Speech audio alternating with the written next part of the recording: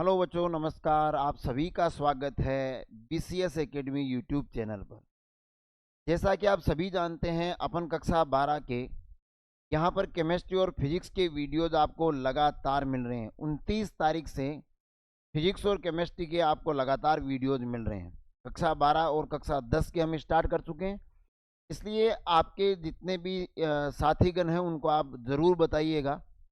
ये वीडियोज केवल स्कूली शिक्षा के ही लिए, स्कूली शिक्षा या बोर्ड्स एग्जाम के लिए ही नहीं, नीट आईआईटी वगैरह भी कोई बच्चा तैयारी कर रहा है या यूं कहूं कि कोई कंपटीशन एग्जाम की भी तैयारी कर रहा है जिसमें ये टॉपिक शामिल है, तो उनके लिए भी काफ़ी फायदेमंद क्लासेज है। क्योंकि हम यहाँ पर आप लोगों से फेस टू फेस जुड़कर आप लोगों की समस्याओं को सुनकर और उन पे काम कर रहे हैं।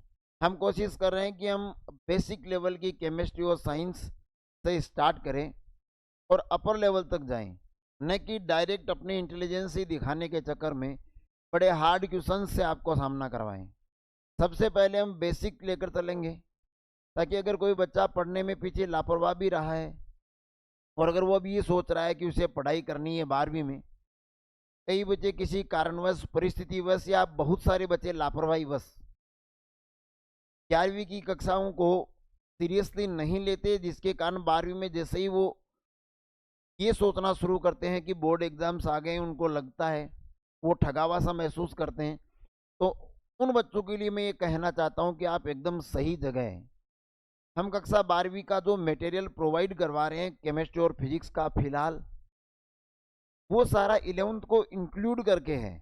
यानी अगर आपने 11वीं में लापरवाही करी भी है या कोई भी कारण रहा है, तो उसके बावजूद भी आपको यहाँ पर ऐसा नहीं लगेगा कि कोई चीज़ नई है या हार्ड है। हम उस चीज़ को बेसिक लेवल से लेकर चल रहे हैं और फिर धीरे धीरे आपके हिसाब से, आपके सीखने के स्पीड के हिसाब से उसका लेवल उठा रहे हैं। मैं ये इसलिए कह पा रहा हूँ कॉन्फिडेंस के साथ, क्योंकि लालचंद जी से आप पहले से वाकिफ़ है, तो फिजिक्स पढ़ा रहे हैं आप लोगों को कई सालों से। मुझे भी पढ़ाने का या एज ए टीचर 15 साल का लगभग एक्सपीरियंस हो चुका है, तो मैं समझ सकता हूँ कि बच्चों से कैसे जुड़ा जाता है, बच्चों को कहाँ दिक्कतें आ सकती है। इसलिए आप ये बिलीव कर सकते हैं, अगर कोई बच्चा टाइम पास के उद्देश्य से यहाँ है तो वो गलत जगह है, अदरवाइज वो परफेक्ट जगह है। तो इधर उधर की बातें न करके चलो अपन टू द पॉइंट बात करते हैं। हम कक्षा 12 का जो पहला पार्ट है माध्यमिक शिक्षा बोर्ड का, एनसीईआरटी को लेकर विलियन, वो अपन स्टार्ट कर चुके हैं। विलियन, अगर आपने इस वीडियो से पहले के वीडियोज नहीं देख रखे हैं तो निवेदन रहेगा, इसको यहीं रोक दीजिए, जाके पहले, इससे पहले के जो वीडियोज अपलोड किए गए हैं चैनल पर, प्लेलिस्ट में आपको दिख जाएंगे, वहां से आप कंटिन्यूसली इन वीडियोज को देखिए, समझिए, नोट्स तैयार कीजिए और फिर यहाँ तक पहुँचिए, ताकि आपके समय की कीमत को पहचाना जा सके। तो देखो, अपन ने विलियन यानी सॉल्यूशन पार्ट करा है, उसमें अपन ने विलियन के प्रकार पढ़े हैं, विलय विलायक समझा है, सांद्रता के पद पढ़े हैं, सांद्रता के पद पढ़ लिए हैं, इनमें द्रव्यमान प्रतिशत पढ़ा, आयतन प्रतिशत पढ़ा, द्रव्यमान आयतन प्रतिशत पढ़ा। इसके बाद में अपन ने मोल अंश पढ़ा, जिसे मोल भिन्न भी कहा जाता है, जिसे मोल प्रभाज भी कहा जाता है, मोल फ्रैक्शन बोलते हैं अंग्रेजी में। उसके बाद में अपन ने मोलरता पढ़ा, उसके बाद में अपन ने मोललता पढ़ा। तो ये चीजें अपन कर चुके हैं सांद्रता के पद में। इसके बाद में अपन ने पढ़े ठोस विलय की दरों में विलेयता या ठोसों की दरों में विलेयता, इसके बारे में अपन ठीक तक पढ़ चुके हैं, यहां तक अपन पढ़ चुके हैं। आज अपना जो टॉपिक रहेगा वो रहेगा केसों की केसों की दरों में विलेयता, केसों की दरों में विलेयता, केसों की दरों में विलेयता, ये टॉपिक अपन करेंगे। पहला टॉपिक क्या करा, ठोसों की द्रवों में विलेयता। अब क्या पढ़ रहे हैं, गैसों की द्रवों में विलेयता। गैसों की द्रवों में विलेयता से मतलब है कि जो विलेय होंगे वो तो होंगे गैस अवस्था में, और सर जो विलायक होगा वो होगा द्रव अवस्था में। यानी कुल मिला के विलियन कहलाएगा द्रव विलियन। द्रव विलियन उनको कहा है, पीछे अपन ने पढ़ा है, द्रव विलियन उनको कहा है जिनमें विलायक द्रव अवस्था में होना चाहिए। बाकी विलेय ठोस हो सकते हैं, द्रव हो सकते हैं, या फिर आपके गैस हो सकते हैं। अब उसमें अपन ने ठोसों की दरों में विलेयता पढ़ ली है, अब पढ़ रहे हैं गैसों की दरों में विलेयता। तो यहाँ पर विलेय होंगे वो होंगे गैस, और तो विलायक होंगे वो होंगे द्रव अवस्था में। जैसे एग्जाम्पल की बात करें, अपन इसके एग्जाम्पल की बात करें तो जिसे हिंदी में बोलते हैं शीतल पेय, अंग्रेजी में आप कहते हो कोल्ड ड्रिंक। कोल्ड ड्रिंक,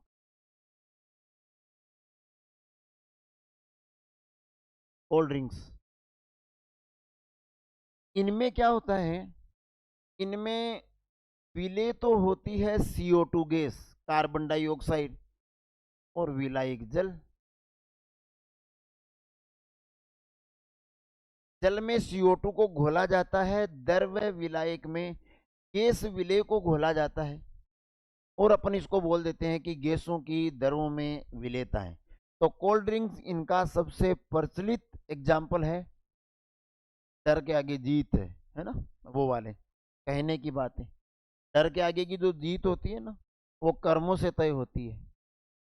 कोई कोल्ड ड्रिंक्स तुम्हें इतना पावरफुल नहीं बना सकती कि वो डर के आगे ले जाके तुम्हें जीत दिला दे। तुम्हारा कॉन्फिडेंस, तुम्हारा काम करना, हार्डवर्क तुम्हें कॉन्फिडेंस दिलाएगा। खूब पढ़ोगे, जल्दी से पढ़ना स्टार्ट करोगे, अच्छा पढ़ोगे, नहीं समझ में आए अपने टीचर से बात करोगे, तो सर आप में कॉन्फिडेंस आएगा, आपका डर अपने आप कम हो जाएगा, फिर जीतते हैं। तो यहाँ क्या है, अपन टॉपिक पे आते हैं। देखो, तो ये हो गया कोल्ड ड्रिंक्स, वो एग्जाम्पल है गैसों की दरों में विलेयता को। अब अपन पढ़ेंगे, या यूं कहे, सुनो, एक ऐसे भी कह सकते हैं कि अगर भाषा में लिखे नोट्स के रूप में, कुछ बच्चे कहेंगे सर नोट्स नहीं लिखे है ना। अगर अपन बात करें तो ऐसे लिख सकते हैं, निश्चित ताप पर, निश्चित ताप पर द्रव विलायक की निश्चित मात्रा में घुल सकने वाली विलेय की अधिकतम मात्रा, विलेय में यहां गैस लिख दे, की अधिकतम मात्रा, अधिकतम मात्रा क्या कहलाती है, विलेयता। इनकी विलेयता, इनकी विलेयता, गैसों की दरों में विलेयता। तो ये यहां अपन भाषा लिख सकते हैं।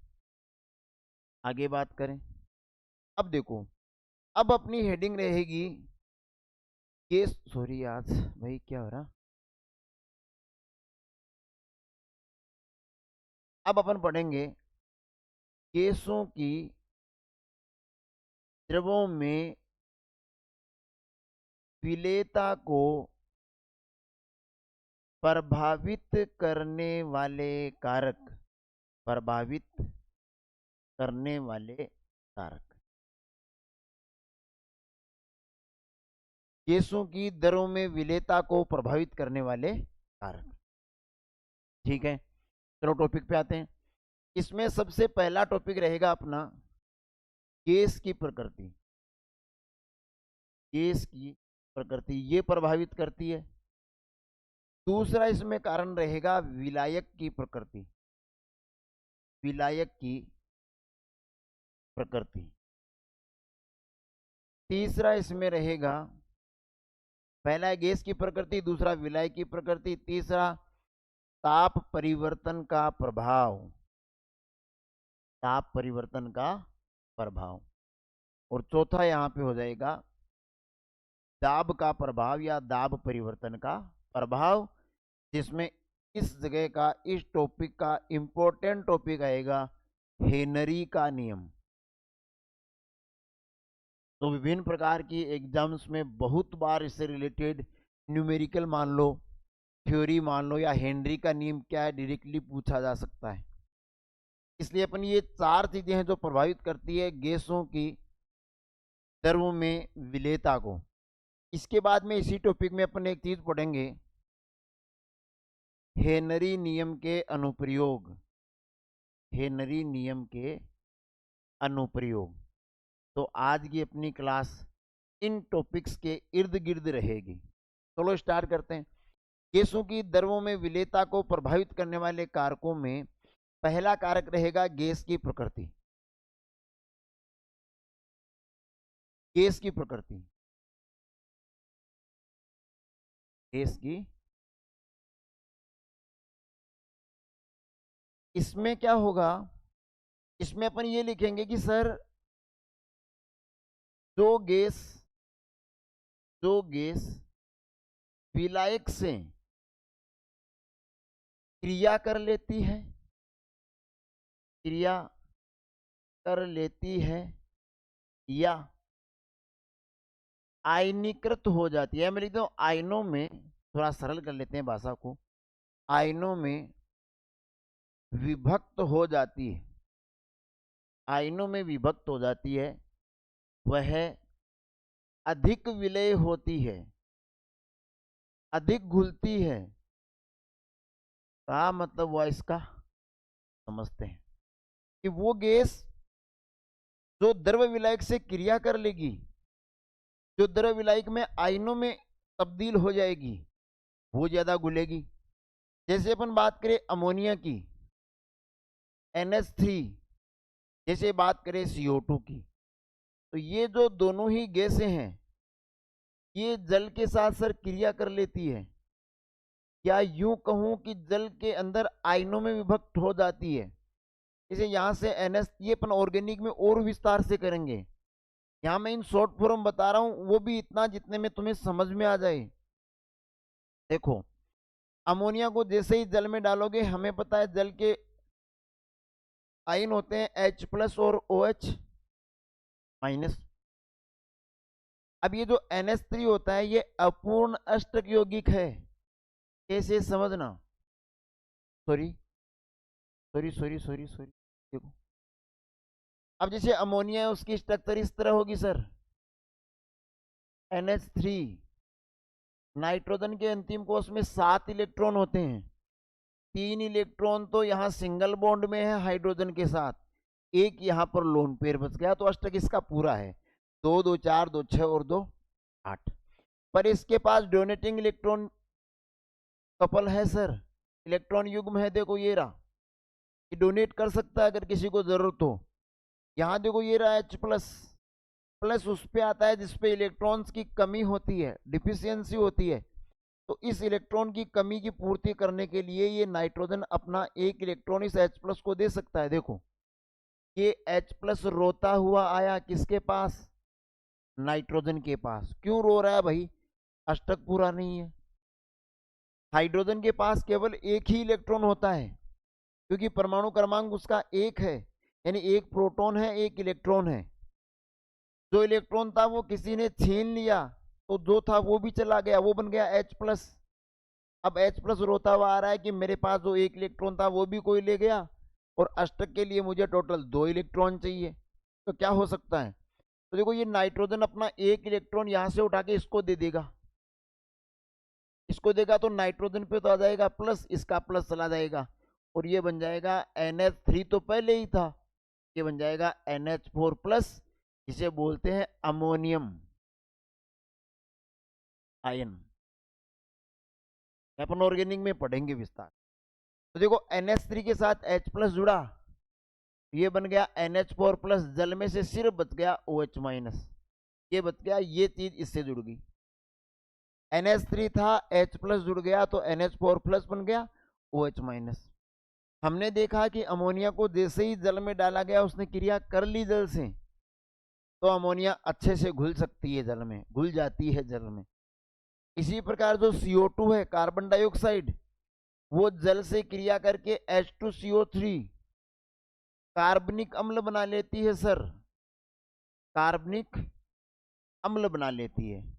तो अगर उसे फिर से कोई जल वगैरह कुछ प्राप्त हुआ तो आयनों में टूट के H+ और HCO3- इसमें आयनों में विभक्त तो हो जाती है।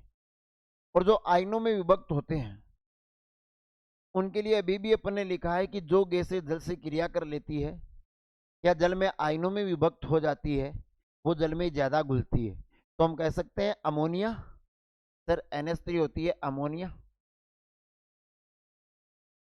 और कार्बन डाइऑक्साइड, ये जल में अधिक घुलती है क्योंकि ये क्रिया कर लेती है। अब इसके विपरीत अगर हम बात करें O2 की, H2 की और N2 की, ये जल में अल्प विलेय है सर, अल्प विलेय, ये नहीं कह रहा घुलती नहीं है, कम घुलती है इसकी अपेक्षा, अमोनिया की अपेक्षा, CO2 की अपेक्षा। क्यों, ऐसा क्यों है? क्योंकि वो दोनों क्रिया कर लेती है, ये क्रियाएं नहीं करती या बहुत कम करती।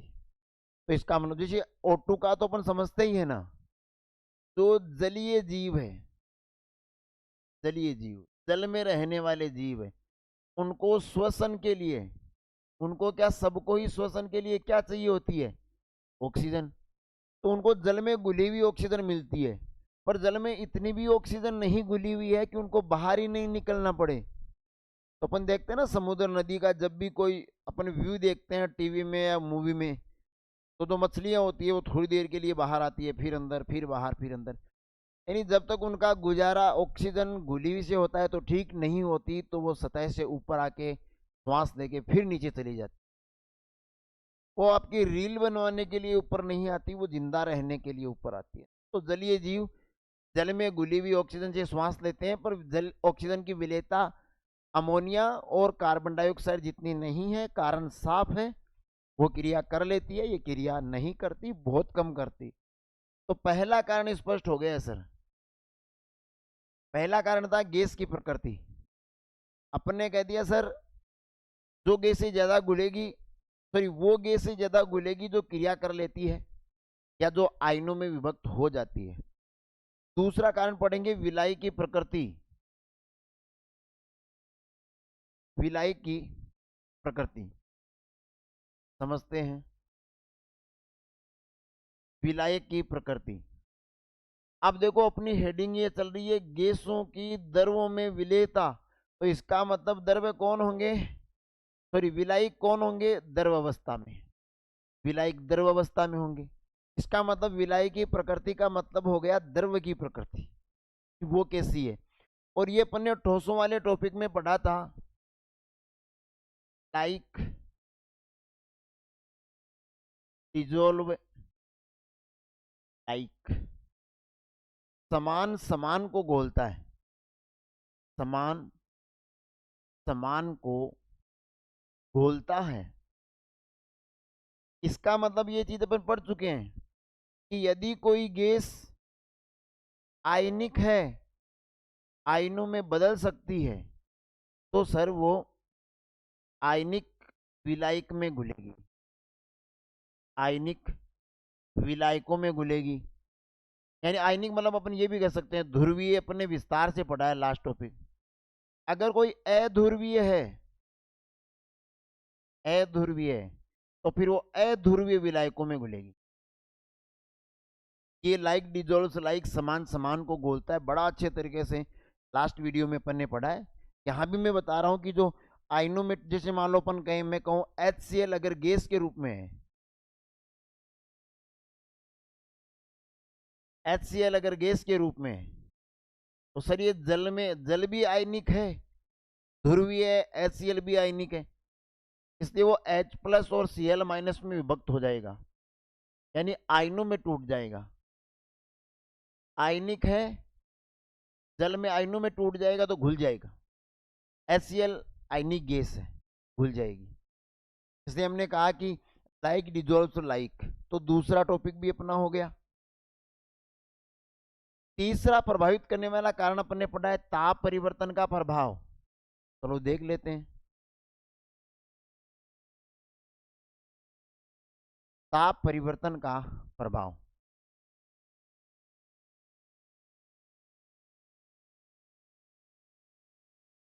देखो इसमें क्या होता है, यहां नॉर्मली अपन लिखेंगे कि सामान्यतः गैसों का द्रवों में घुलना ऊष्माक्षेपीय विक्रिया है सर, ऊष्माक्षेपीय विक्रिया। अतः ताप बढ़ाने पर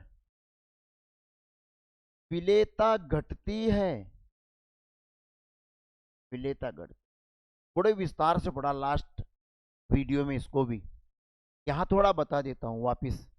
ऊष्माक्षेपीय विक्रिया का मतलब हो गया वे विक्रियाएं जिनमें जब अभिकारक उत्पाद में बदलता है तो साथ में ऊष्मा उत्सर्जित करता है। क्या उत्सर्जित करता है? ऊष्मा। और उस ऊष्मा के कारण, उस ऊष्मा के कारण हम कहते हैं कि वो ऊष्माक्षेपी विक्रिया है।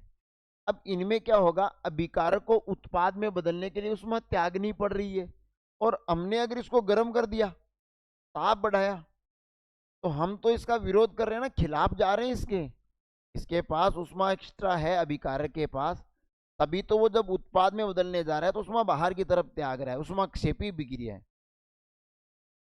हमने ताप बढ़ा दिया यानी हम उसके खिलाफ जा रहे हैं, यानी ताप बढ़ाने पर विलेयता घट जाएगी। तो अपन ये लिखा है ताप बढ़ाने पर विलेयता घटती। तीसरा प्रभाव अपन ने पढ़ लिया, ठीक है।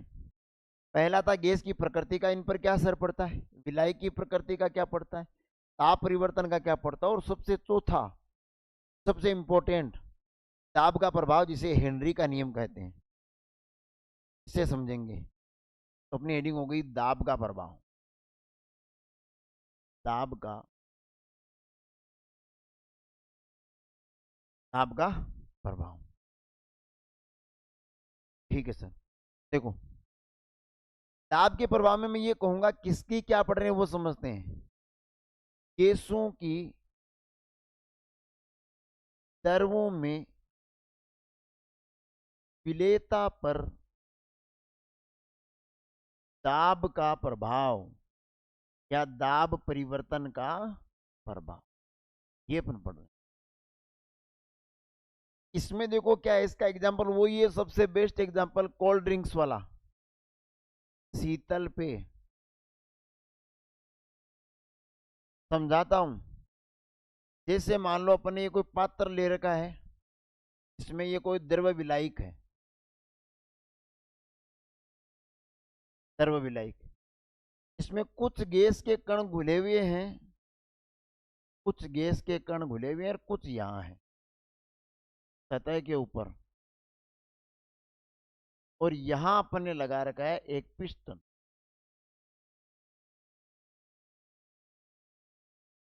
ये अपन ने लगा रखा है पिस्टन, क्या करने के लिए, दाब परिवर्तन के लिए।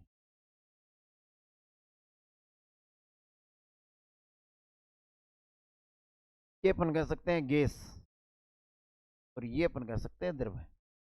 द्रव है विलायक, गैस है विलेय, मिलके बनाएंगे विलियन, ऐसा विलियन द्रव। और इस द्रव विलियन पर दाब परिवर्तन का प्रभाव पड़ने जा रहे हैं।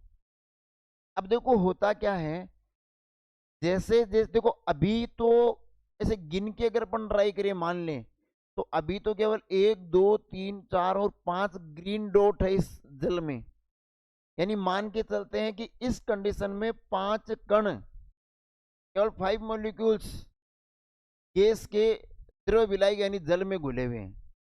पर जैसे ही अपन दाब बढ़ाएंगे, इस पिस्टन को नीचे की तरफ दबाएंगे, तो ये गैसों के कण और अंदर प्रवेश करेंगे विलायक में।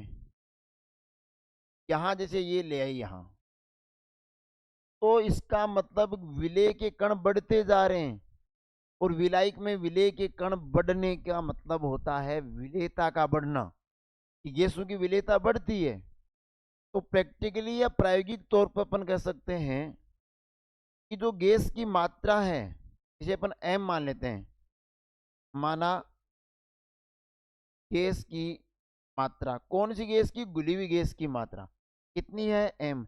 माना गैस की मात्रा m है, तो अपन ये बोल सकते हैं कि साहब ये जो m है वो समानुपाती है p के। यहाँ m क्या है? घुली हुई गैस की मात्रा। किसके समानुपाती है? p के। p क्या है? दाब, बाह्य दाब, पिस्टन द्वारा लगाया गया दाब। अगर दाब ज्यादा होगा तो गैस की मात्रा भी ज्यादा होगी।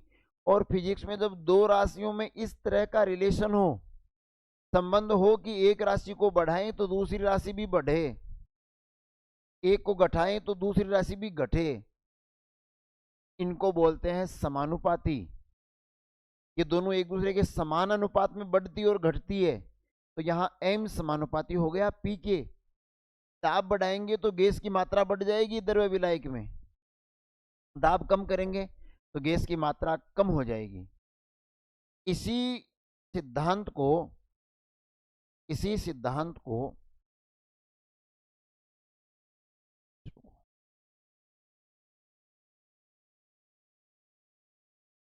इसी सिद्धांत को हेनरी के नियम से समझा जा सकता है। अब क्या है हेनरी का नियम, वो देख लीजिए।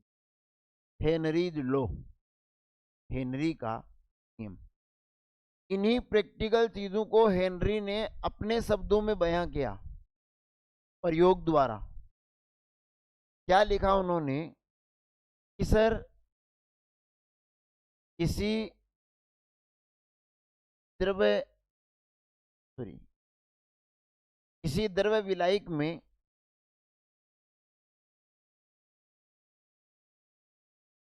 किसी द्रव्य विलायक में घुली हुई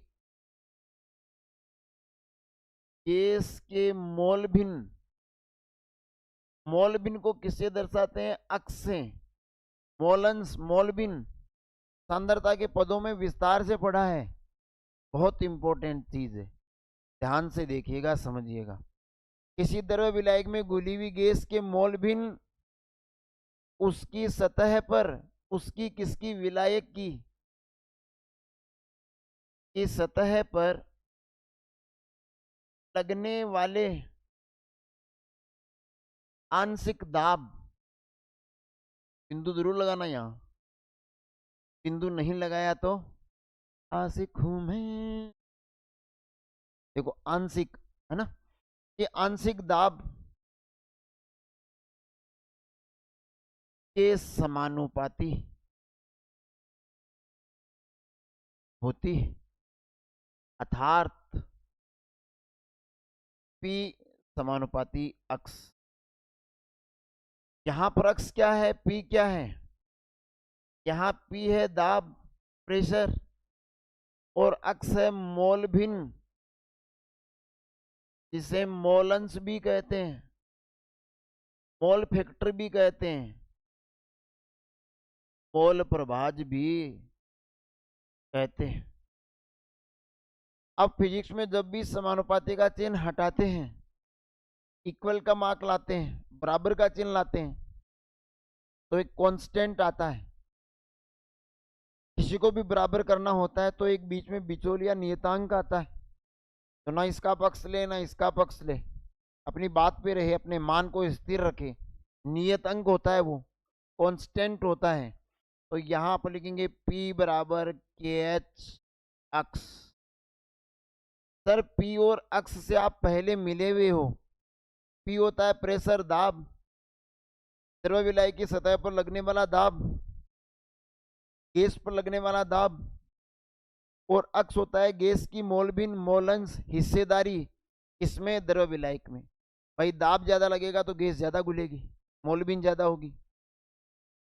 के एच को बोलते हैं यहां पर हेनरी नियतांक, हेनरी। अब न्यूमेरिकल में किसी की भी 2 की वैल्यू देके तीसरा पूछे, अपन लिखे के एच बराबर है तो अक्स नीचे चला जाएगा, P बटा अक्स, ऐसे फॉर्मूला हो जाएगा। तो ये है हेनरी का नियम। किसका नियम? हेनरी का नियम। अब इससे अगला जो अपना टॉपिक रहेगा वो अपन कहेंगे हेनरी नियम के अनुप्रयोग, जो अपन पहले लिखे थे। देखो, मैंने जब आज के पढ़े जाने वाले टॉपिक्स लिखे थे तो अपन ने ये पढ़ा था कि अपन ये पढ़ गए, हेनरी का नियम पढ़ेंगे, और देखो हेनरी का नियम पढ़ेंगे, हेनरी नियम के अनुप्रयोग पढ़ेंगे। तो क्या है अनुप्रयोग, देखते हैं सर। भूल जा सिम सिम। देखो, हेनरी नियम के अनुप्रयोग, अनुप्रयोग इसमें तो पहला तो वही है, जिसे जानते हो, डर के आगे जीत वाला। शीतल पेय पदार्थों को उच्च दाब के साथ, सॉरी, उच्च दाब प्रेशर के साथ बोतलों में बंद करते हैं।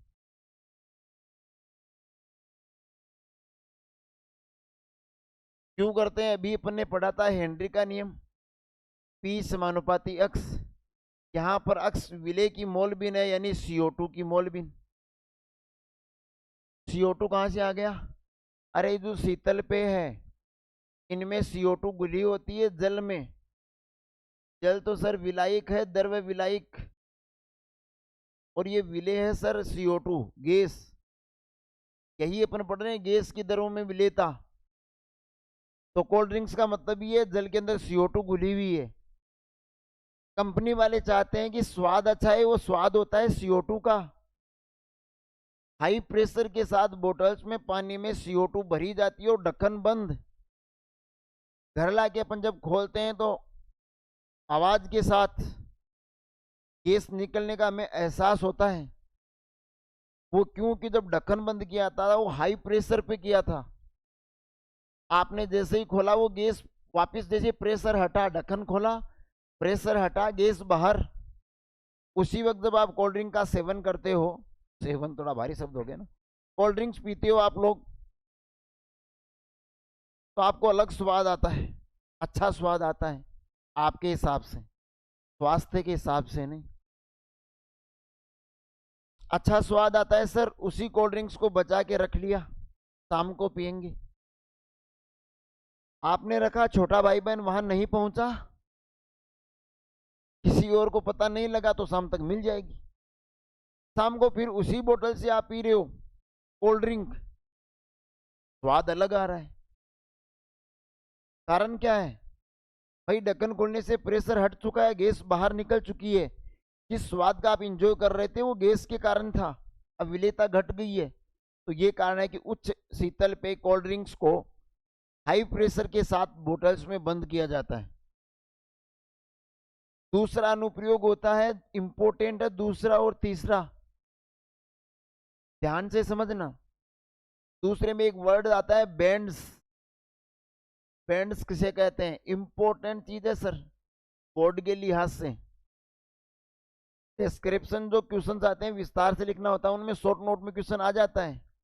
और इससे भी इंपॉर्टेंट होता है एनोक्सिया। अब ये क्या चीजें हैं समझते हैं सर। बैंड्स की स्थिति में कहा जाता है कि जब गोताखोर समुद्र में पानी की गहराई में जाते हैं तो दाब बढ़ता है। हेनरी भाई साहब ने कहा था दाब बढ़ेगा तो रक्त में यानी विलायक में गैसों की विलेयता बढ़ जाती है। विलेयता की जगह में मात्रा भी तो लिख सकता हूं। कौन सी गैसें है वायुमंडल में? तो यही होती है नाइट्रोजन, ऑक्सीजन। तो इन गैसों की मात्रा बढ़ने लगती है। अब वहां तक तो ठीक है, पर जब वो गोताखोर वापिस सतह पे आते हैं तो दाब वापिस कम होता है। देखो समझो इस चीज को, जैसे मान लो यहां तक पानी है,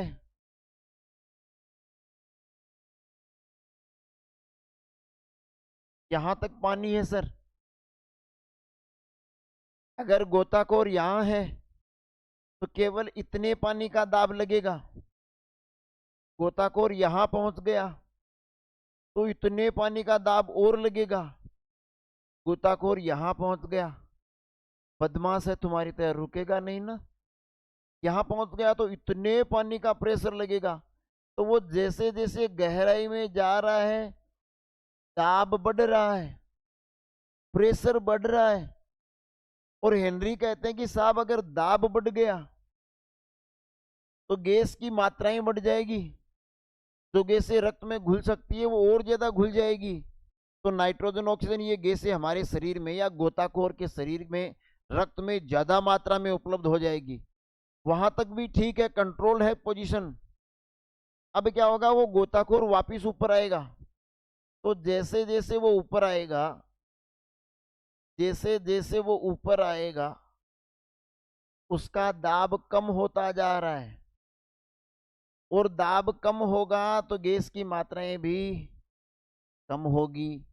तो जो नाइट्रोजन और ऑक्सीजन यहाँ पे बहुत अधिक मात्रा में रक्त में घुल गई थी, अब वो अचानक से जैसे ही ऊपर आएगा, अचानक से प्रेशर कम होगा, अचानक से विलेयता कम होगी, गैसें बाहर आएगी रक्त से।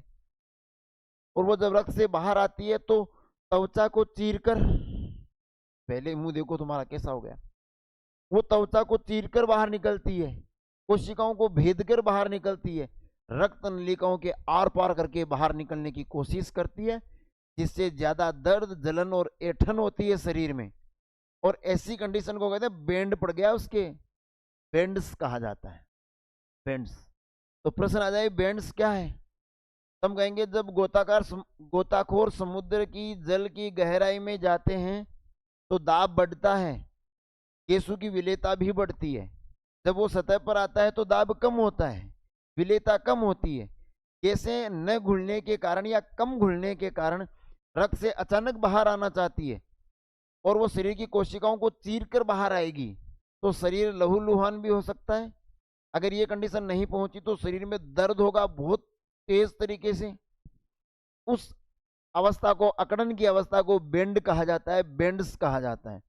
इसके उपाय के लिए याद रख लो कि जो समुद्री गोताखोर है वो जो पीछे गैस का सिलेंडर ले जाते हैं उसमें ऑक्सीजन और नाइट्रोजन की मात्रा के साथ साथ हीलियम भी डाली जाती है, 11-12% के लगभग। वायुमंडल में इतनी हीलियम नहीं है, हीलियम की मात्रा बढ़ाई जाती है। क्यों? हीलियम अक्रिय गैस है, अक्रिय गैस जो किसी से कोई क्रिया नहीं करती।